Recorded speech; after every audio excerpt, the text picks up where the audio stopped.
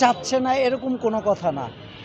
আওয়ামী লীগের কিছু দালালপন্থী ছিল, যেটা বিএনপির মধ্যে চুপটি মেরে বসেছিল, ওরকম ধরনের কিছু নেতাকর্মী এখন 90 বিএনপির একটা বিষয় আছে না, ওই সব বিএনপি চাচ্ছে না যে নারায়ণগঞ্জে জাকির খান প্রতিষ্ঠিতভাবে নেতৃত্ব দেখ সকল জনগণকে নিয়ে।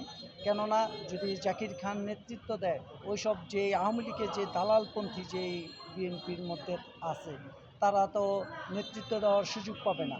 এই কারণে ওই সব বিএনপিকে আমরা বর্জন করছি। যারা আওয়ামী লীগের এজেন্ট হিসাবে কাজ করছে, আওয়ামী লীগের এজেন্ট হিসাবে যারা কাজ করে, আওয়ামী লীগের দালালি করে যারা, তাদের। আরেকটা বিষয় হচ্ছে যে আপনারা কি এই মামলার যে তৈমুর আলম খন্দকার, আপনারা কি তার কি বিচার চাচ্ছেন কিনা? অবশ্যই তার বিচার কি, তার বিচার আল্লাহ তাআলা করবে। কেননা সে আমার নেত্রী, দেশনেত্রী বেগম খালেদা জিয়া, আগামী দিনে রাষ্ট্রনায়ক জনাব তারেক রহমান, তার উপরে একটা আত্মবিশ্বাস রেখেছিল, নারায়ণগঞ্জের একটা দায়িত্ব তাকে দিয়েছিল। আপনারা জানেন 2001 সালে যখন বিএনপি সরকার ক্ষমতা ছিল, তখন কিন্তু ওনাকে একটা ভালো একটা পদে বা ভালো একটা স্থানে কিন্তু দেশনেত্রী বেগম খালেদা জিয়া তাকে একটা দায়িত্ব দিছে, বিআরটিসির চেয়ারম্যান হিসাবে তাকে ওই সম্মানটুক দিছে। তখন সে যখন মেয়র প্রার্থী হয়েছিল, সেই মেয়র প্রার্থী হিসাবে এই জাকির খানের নামে যে হত্যা মামলা, আমি এর আগেও বলছি, সে 2 নম্বর আসামি। 1 নম্বর আসামি সাবেক নারায়ণগঞ্জ 4 আসনের এমপি ছিল, তার নাম। ওই সিটি কর্পোরেশন নির্বাচনের মেয়রের লোভে সেই 1 নম্বর আসামিকে সে বাদ দিয়া 2 নম্বর আসামির বাসায় গিয়ে তা এসে ভোজন খাওয়া দাওয়া, দুপুরে লাঞ্চ করেছিল।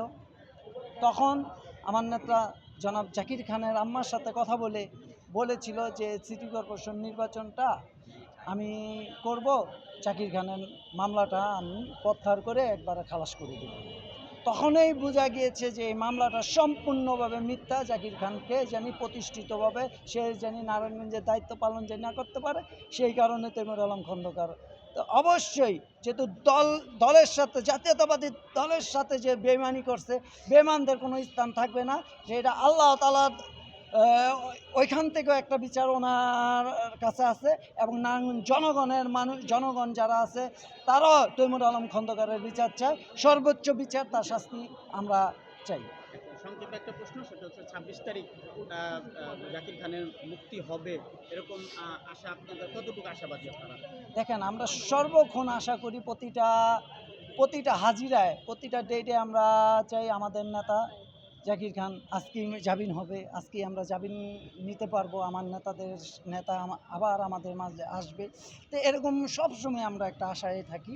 তো ইনশাল্লাহ এই সময়টায় 26 তারিখে আমাদের মনে হয় এই সময়টা, আমাদের স্বপ্নটা পূরণ হবে আল্লাহর রহমতে। তো আপনাদের যারা মিডিয়া আছে তাদেরও সহযোগিতা, এবং নারায়ণগঞ্জের জনগণের সহযোগিতায়, আর আইন শৃঙ্খলা বাহিনীর সহযোগিতায় আল্লাহর রহমতে আইনেরকে মোকাবেলা করে আবার আমরা 26 তারিখেই মনে হয় আমার নেতা জামিনে মুক্তি পেয়ে আবার জনগণের মাঝে মিশবে। পারভেজ ভাই একটু বলেন।